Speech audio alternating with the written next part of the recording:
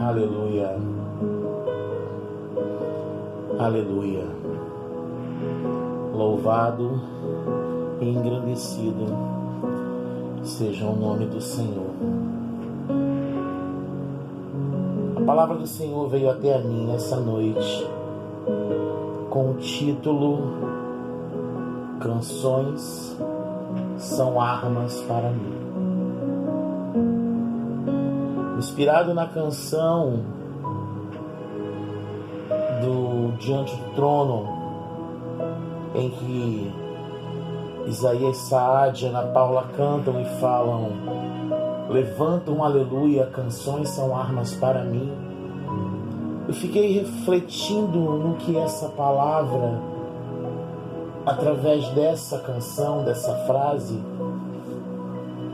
poderia trazer para minha alma.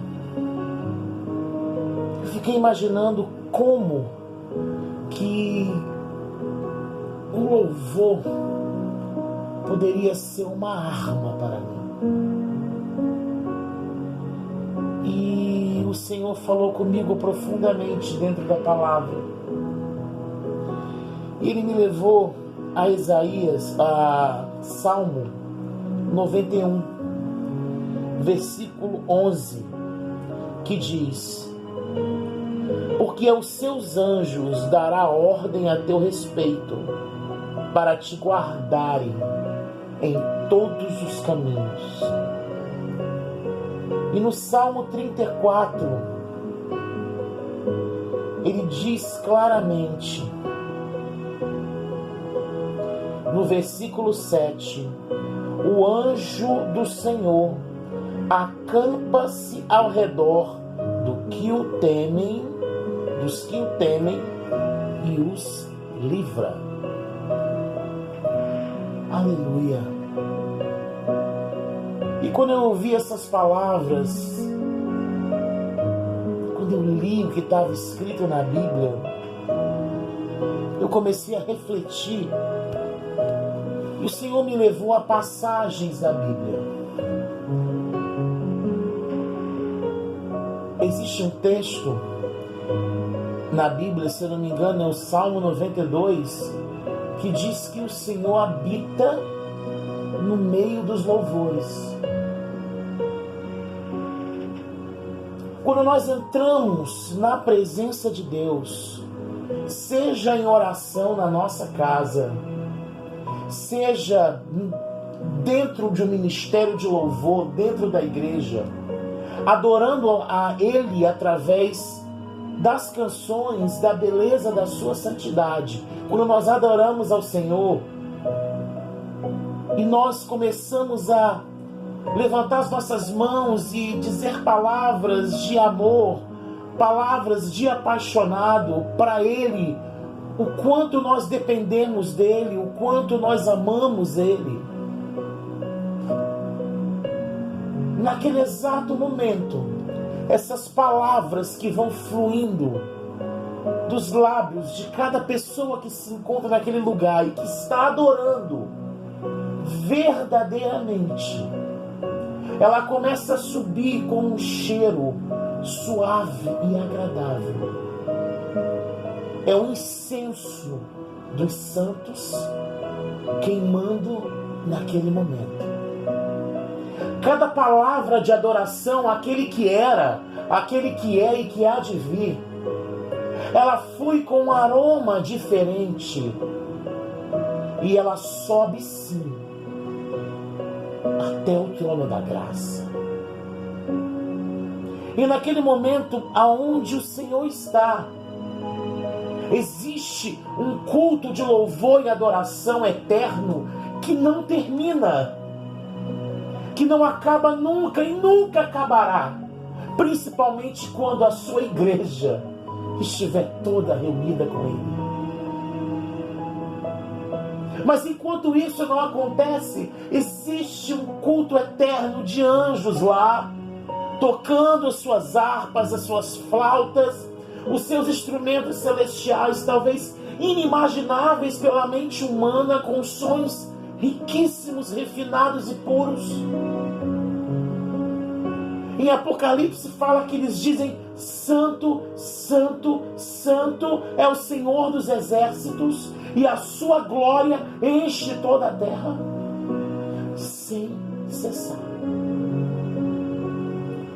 E quando isso acontece, quando o louvor daqueles que são santos aqui na terra, santos porque foram santificados pelo sangue de Cristo Jesus, esse louvor ele invade os céus, invade o trono e desperta no Senhor que existe uma adoração diferente acontecendo para Ele e que não é ali no céu. E o Senhor, apesar de sermos tão impuros, tão sujos, a cada dia após dia, buscando assemelharmos a Cristo, a termos em nós a imagem de Cristo, a termos em nós o sangue de Cristo, porque somente o sangue dele faz com que nos aproximemos de Deus. Ele fala assim: eu preciso ir até esse lugar que estão me adorando. E ele vem. E ele vem. Mas não é como se ele desprezasse o louvor que está acontecendo no céu. Mas ele é atraído pelos corações apaixonados daqueles que o adoram. E a história conta que a sala do trono se estende até a nave da igreja. Como se ali fosse uma extensão, um lugar de adoração. E quando ele vem com todo o seu resplendor, toda a sua glória. E a glória desce naquele lugar e os anjos passeiam naquele lugar.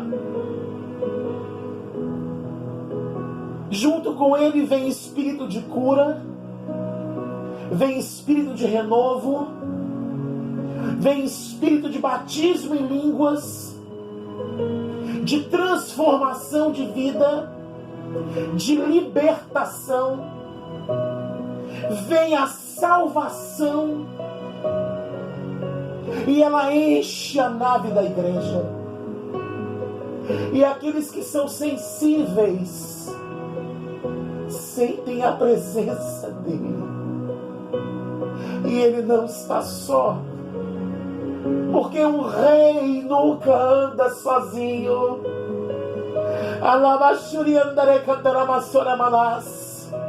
Ele vem com toda a sua comitiva celestial, e os anjos estão junto com ele. E nós acabamos de ler do Salmo 34, versículo 7 e 91, do 11 em diante, em que ele diz que aos seus anjos dará ordens ao seu respeito, para que não sejas desamparado jamais. E isso me fez me lembrar no livro de Atos, quando Paulo e Silas estavam presos naquela cela. E eles começaram a adorar o Senhor. E através dos louvores sendo cantados, quando deu meia-noite, a história conta o quê? Que aquela cela se estremeceu como num terremoto, e todas as cadeias, os portões caíram, se abriram, e as correntes que prendiam os presos se abriram, aleluia. Porque da mesma forma que quando nós oramos na igreja, Paulo e Silas estavam orando, estavam adorando, e a presença dele veio, e quando a presença vem, cadeias se abrem, correntes se quebram, porque ele vem para libertar, para transformar, para renovar. E ele fez isso.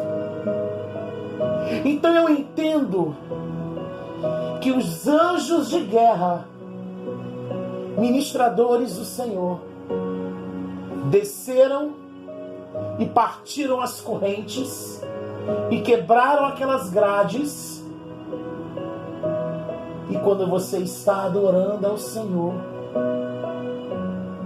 aqueles anjos de guerra vêm para destruir as obras de Satanás, que vem se armando contra a vida do crente. Sim, porque a palavra de Deus diz que o inimigo está como um leão, rugindo ao redor, ao derredor, porque ao nosso redor estão os anjos do Senhor nos guardando. E Ele não se cansa de armar ciladas para destruir o povo de Deus. Mas os anjos do Senhor, a eles é dado ordem, como diz em Salmo 91, para nos guardar, para nos proteger. Então, quando começamos a adorar o Senhor, as nossas canções, através do louvor e adoração para Ele, são como armas de guerra para nós. Levanto um aleluia na presença do inimigo. Levanto um aleluia mais alto que os ruídos. Levanto um aleluia. Canções são armas para mim. Levanto um aleluia. O céu vem guerrear por mim. E o céu vem. E ele vem para guerrear. E eu falo de uma luta não só espiritual, mas eu falo de uma luta também real. Há 50 anos atrás, aproximadamente, na famosa Guerra dos 6 Dias, em que Israel, que fazia pouco tempo que ele tinha conseguido o seu lugar físico de fato, dado pela ONU, para que ele tomasse posse como sua terra, que foi em 1945. Poucos anos depois, aproximadamente 55, 56, tanto o Egito como os países árabes se reuniram para tentar tomar este território que era dado a Israel por direito. Inclusive naquela época, o Egito estava na faixa de Gaza e que não pertencia a eles. O nome foi dado de Guerra dos 6 Dias, porque o que imaginavam ser uma guerra sangrenta, que duraria meses, foi vencida por Israel em 6 dias. Fatos super interessantes contados não por boca de crente, para dizer que somos dramáticos, mas fatos narrados pela história mostram que a intervenção de Deus esteve todo o tempo com Israel durante o acontecimento da guerra. Aleluia! Aleluia!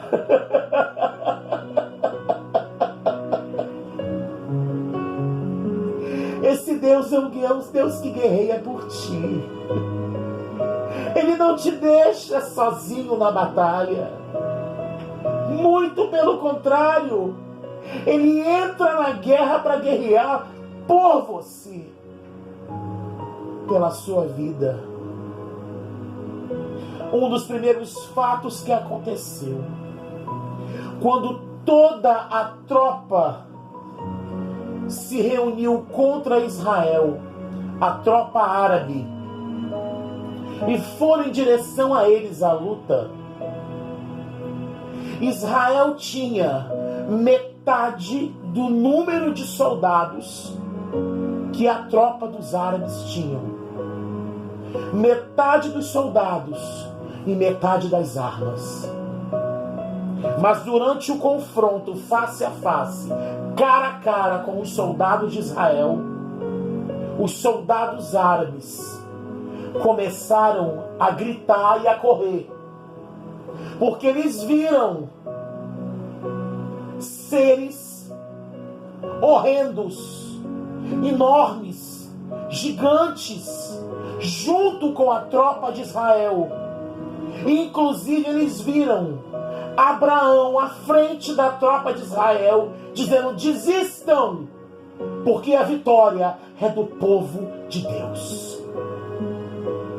Os soldados narraram isso durante o confronto com Israel. Por que vocês fugiram? Haviam seres diferentes com eles. Eram enormes. E Abraão apareceu na nossa frente e disse: desistam. Vocês não podem contra o exército de Deus. Aleluia! O próprio Deus enviou os anjos. Canções são armas para mim. O céu vem guerrear por mim quando eu preciso desse Deus. E eles desistiram. Segundo fato que aconteceu naquela época, o Egito havia um dia antes do confronto de Israel mudado os códigos de comunicação nas suas bases. E ninguém sabe como. Os aviões de Israel sobrevoaram a base do Egito e destruíram um por um dos aviões dos egípcios que estavam embaixo e a sua base. E eles não conseguiram se comunicar para pedir ajuda, porque eles haviam mudado misteriosamente o código de passar o acesso um para o outro de comunicação do que estava acontecendo. Eles não tiveram tempo nem de sair do chão com os aviões dele.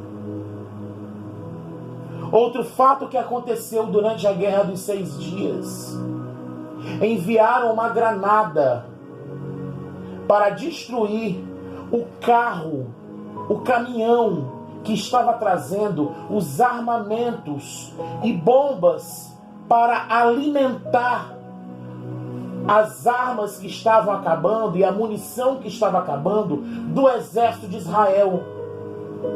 Quando mandaram a granada em direção àquele caminhão, a granada grudou no caminhão e não explodiu.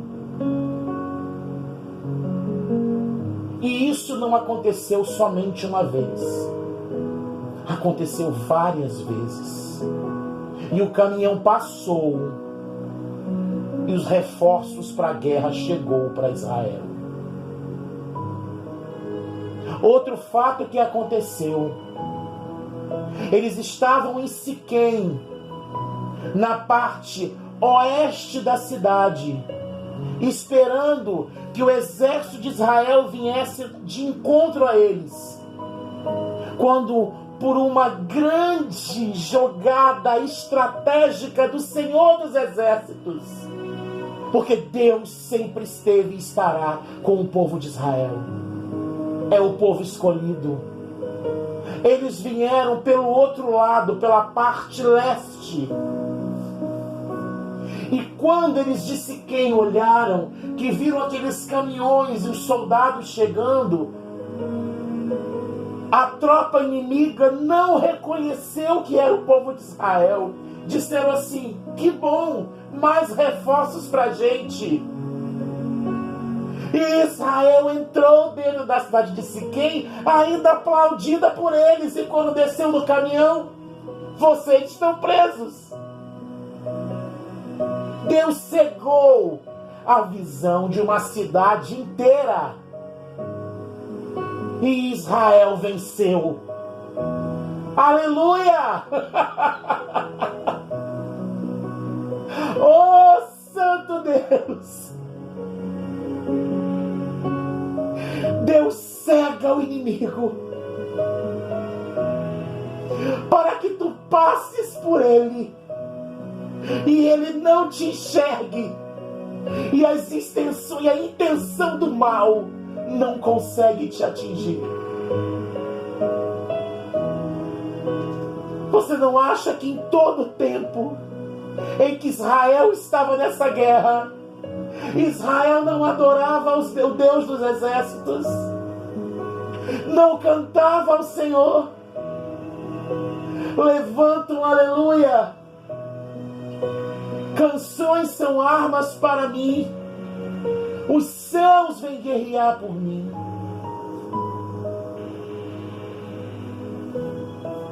E os céus sempre se moverão em direção ao povo de Deus. Por isso, faça da sua adoração uma adoração de guerra, para defender a sua vida, os seus sonhos, os seus projetos, a sua família contra o inimigo. O teu louvor aciona o trono santo de Deus, a tua adoração, e a glória dele vem, e os anjos dele vêm,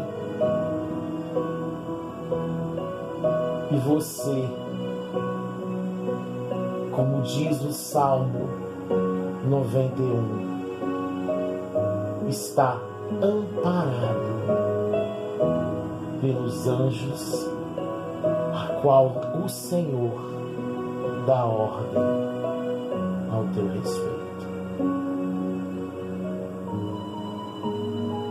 Que essa palavra possa trazer ao teu coração